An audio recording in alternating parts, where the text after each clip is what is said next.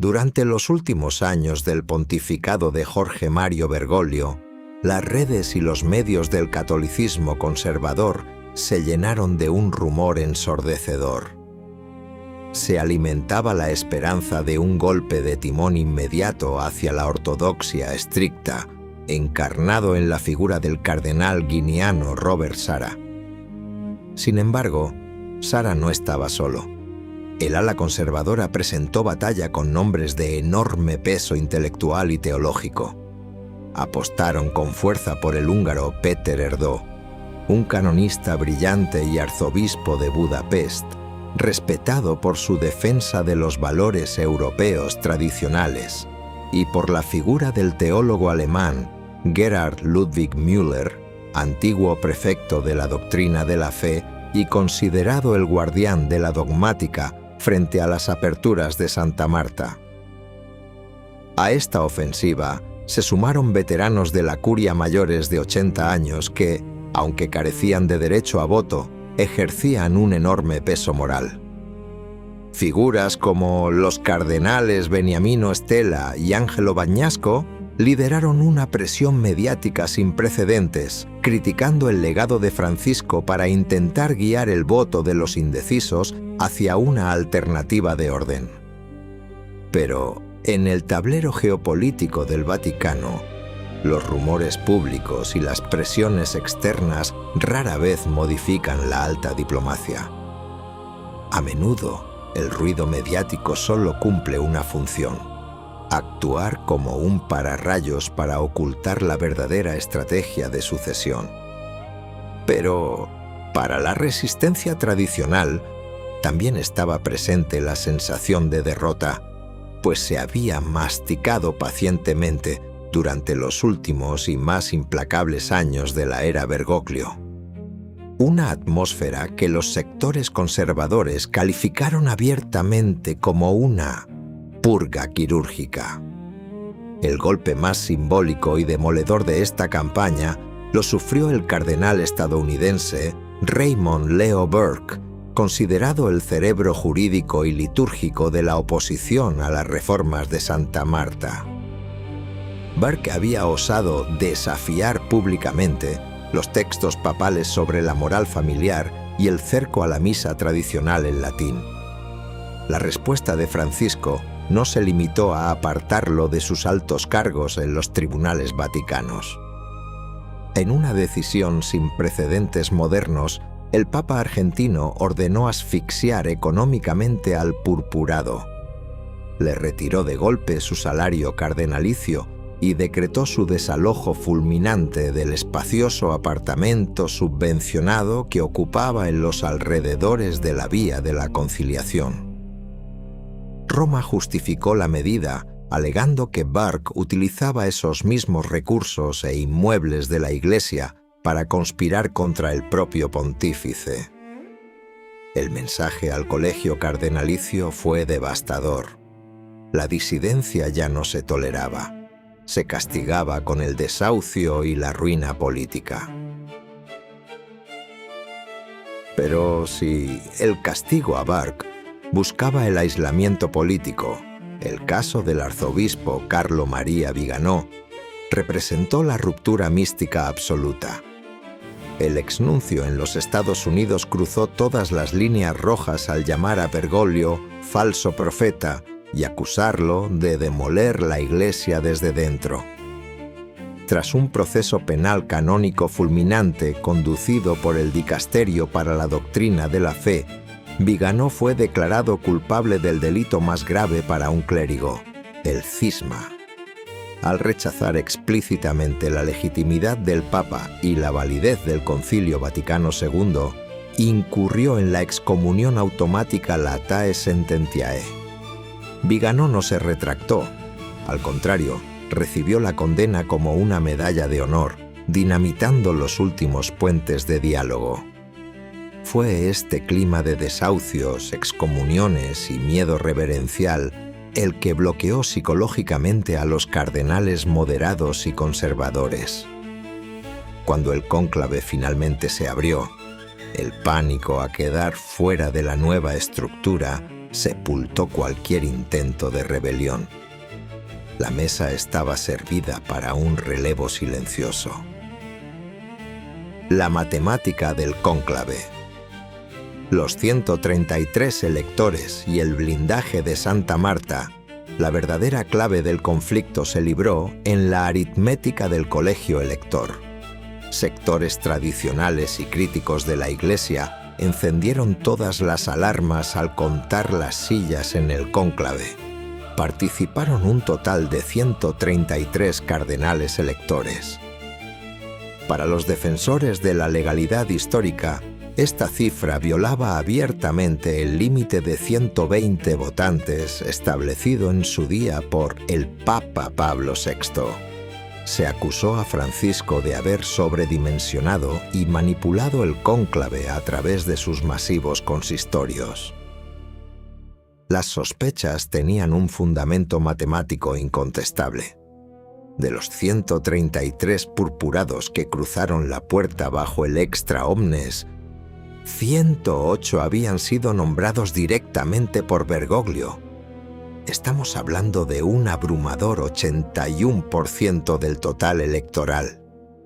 La estrategia de Santa Marta dejó el cónclave completamente blindado para garantizar la continuidad de la línea reformista, bloqueando de raíz cualquier intento de restauración. Esta aplastante mayoría se alimentó de la narrativa de las purgas institucionales. El foco de mayor tensión mediática lo protagonizó el cardenal italiano Angelo Becciu. Destituido de sus funciones y condenado por fraude financiero, Francisco lo había despojado de sus derechos cardenalicios. En los días previos, Becciu presionó públicamente para ingresar a la votación alegando la ausencia de un documento formal de veto. Su exclusión terminó de afianzar el relato de un proceso diseñado desde arriba para no dejar ningún margen al azar. El candidato de Chiclayo. El pasado estratégico de Robert Prevost. Para descifrar el enigma del ascenso de Robert Francis Prevost, es obligatorio alejar la mirada de los palacios romanos y dirigirla hacia las periferias del norte del Perú. Fue allí donde se fraguó el perfil del hombre elegido para ceñirse la tiara papal.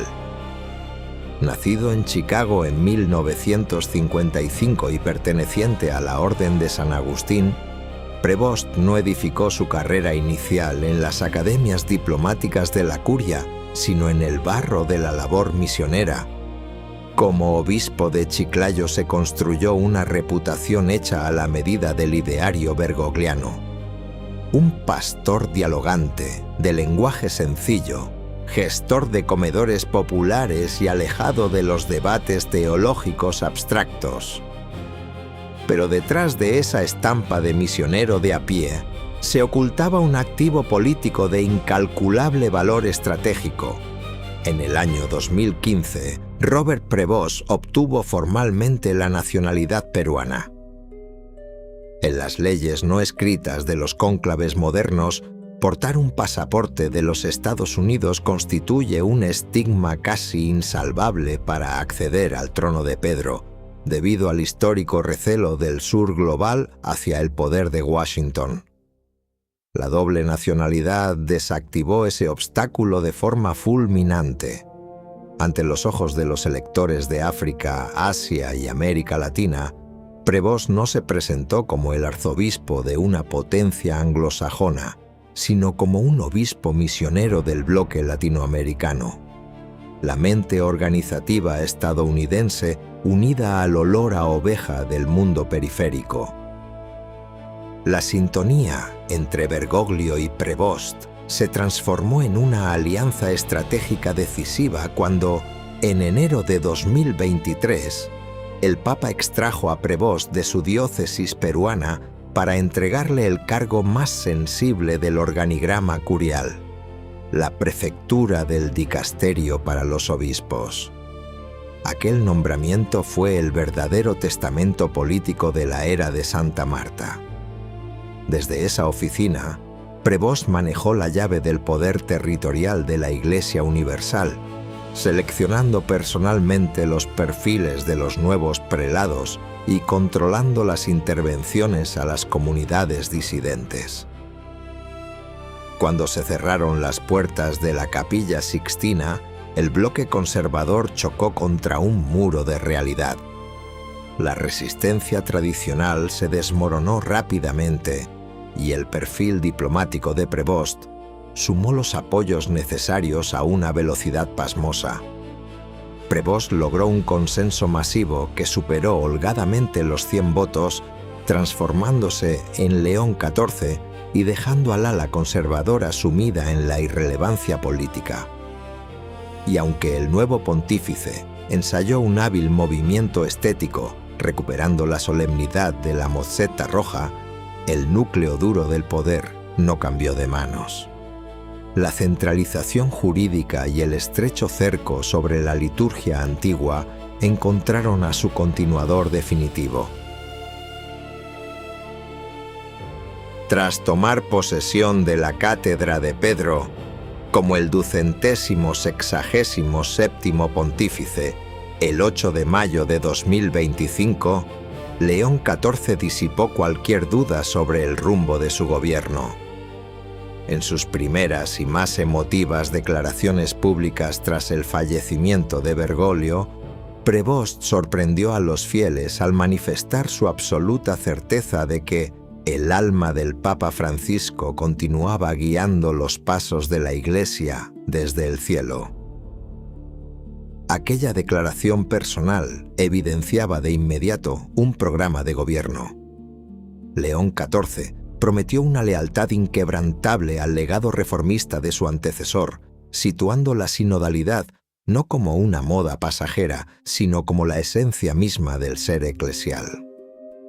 Para el nuevo Papa, la corresponsabilidad y la escucha activa son las únicas herramientas legítimas para neutralizar la polarización interna. En la práctica, León XIV ha asumido el control directo de los grupos de revisión de las estructuras vaticanas, asegurando que el liderazgo episcopal permanezca atado a las periferias y desprovisto de cualquier vestigio de rigidez doctrinal. El balance de esta mutación institucional deja al descubierto la mayor incongruencia de nuestro tiempo. Aquella administración que convirtió la misericordia y el diálogo en sus lemas de propaganda aplicó una mano de hierro implacable dentro de sus fronteras para amarrar el futuro, al utilizar las crisis reales de la secularización como coartada para purgar la tradición, aislar a pastores incómodos como el cardenal Burke y neutralizar a las instituciones más influyentes. El Centro de Poder Vaticano no solucionó la crisis de fe, sino que blindó una estructura sucesoria perfecta que ha encumbrado la figura de León XIV. Sin embargo, el ascenso de Robert Prevost y la consolidación de la agenda sinodal son solo la superficie de un engranaje mucho más profundo. Detrás de las promesas de continuidad y las declaraciones emotivas, los verdaderos hilos del destino de la Iglesia se están tejiendo en los laboratorios de la alta diplomacia y en los pactos secretos de las facciones que operan en la sombra de la curia. En nuestro próximo episodio, el capítulo 26, daremos un paso más allá en esta investigación exclusiva. Nos adentraremos en el dossier más reservado de nuestro tiempo: los pactos secretos de la curia, dinero, geopolítica y las alianzas ocultas bajo el palio de León XIV. Lo que hoy hemos expuesto demuestra cómo la confusión sembrada durante años se convirtió en la herramienta definitiva de control político. Comprender estos mecanismos es vital para descifrar el presente de la Roma actual.